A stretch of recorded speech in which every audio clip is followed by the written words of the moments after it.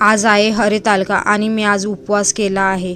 म्हणजे दरवर्षीच करते, खूप लहानपणापासून करते. तर ही बघा पूजेची अशी मांडणी केली आहे. त्याच्यानंतर पोथी वगैरे वाचून घेतली आणि पोथी वगैरे वाचून झाल्यानंतर आरती वगैरे करून घेतली आणि सगळं झाल्यानंतर मी मिशोवरून एक कापड मागवलेलं जे गणपतीच्या डेकोरेशनसाठी लागणार होतं. तर ते हे कापड आलं आहे आणि बरोबर ऐन टायमालाच आलं आहे.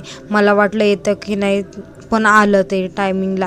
आणि त्याच्यानंतर पार्लरमध्ये जायला तर काय टाईम नाही, त्याच्यामुळं घरी स्क्रब वगैरे करून घेतला आणि स्क्रब वगैरे करून झाल्यानंतर संध्याकाळी हे बघा आमच्या गणपतीचं डेकोरेशन कसं झालं आहे ते नक्की कमेंटमध्ये सांगा. आणि त्याच्यानंतर मिस्टर आणि मुलं रात्री गणपती आणायला गेले, तोपर्यंत मी घरी गणपतीच्या आगमनाची सगळी तयारी करून ठेवली आहे आणि आता फक्त वेध लागले आहे ते गणपती येण्याचे. तर व्हिडिओ आवडला असेल तर व्हिडिओला लाईक करा, चॅनलवर नवीन असेल तर प्लीज चॅनलला सबस्क्राईब करा. Thank you for watching.